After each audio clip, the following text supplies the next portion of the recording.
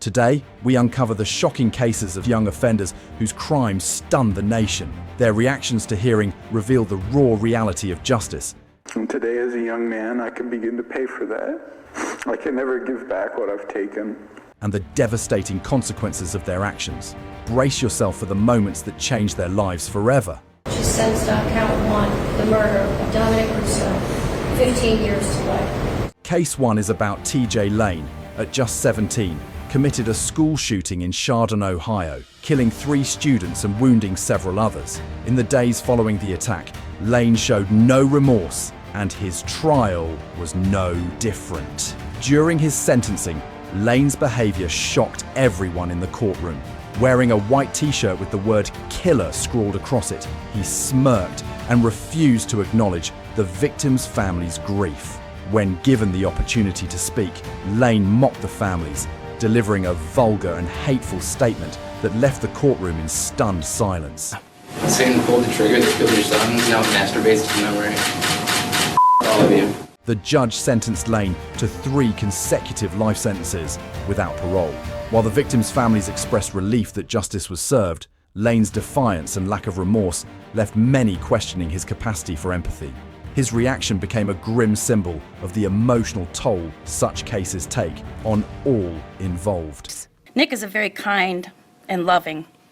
Why would you want to hurt him? You don't know kind. You're evil. I will have to eventually forgive you. Otherwise, you will haunt me. You will never, ever be in my thoughts after this. Never. Next, we have Aidan Fucci, 14 at the time of his crime, brutally stabbed his 13-year-old classmate, Tristan Bailey, over 100 times in a shocking act of violence.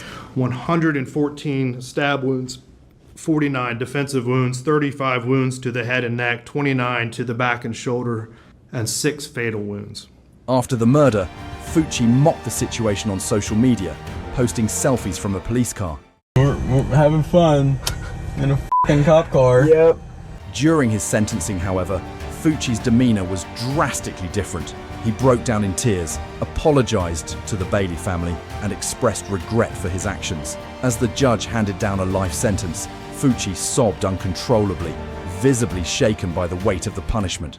Mr. Fucci, having entered a plea of guilty to the crime of first-degree murder, I adjudicate you guilty of the premeditated first-degree murder of Tristan Bailey.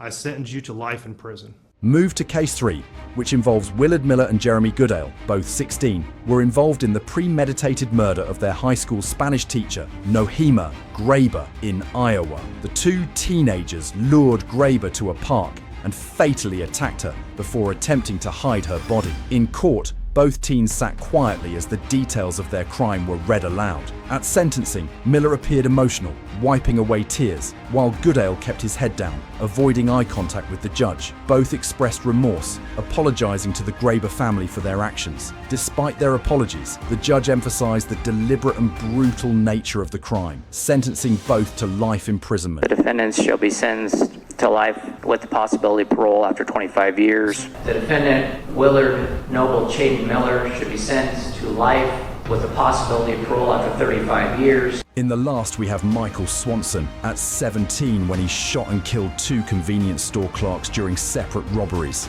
Swanson later admitted that the murders were committed purely for the thrill of it. In court, Swanson's behavior was chilling. He laughed and smirked during the trial, even as the victims' families gave tearful statements.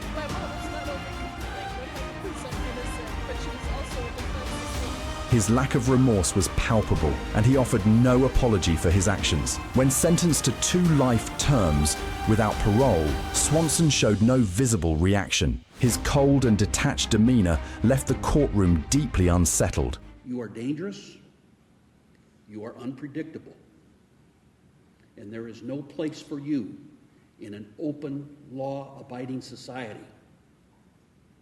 Prison for the rest of your life.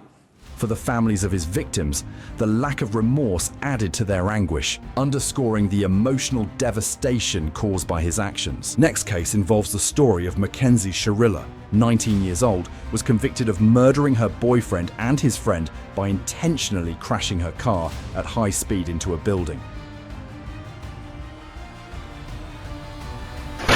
The prosecution described her actions as deliberate, driven by anger and a desire for control in her relationship. During her sentencing, Sharilla appeared distraught, sobbing as the judge described her crime. She frequently wiped away tears and mouthed apologies to the victims' families. We were all friends and Dom was my soulmate. I wish I could take all your pain away, and I'm so sorry.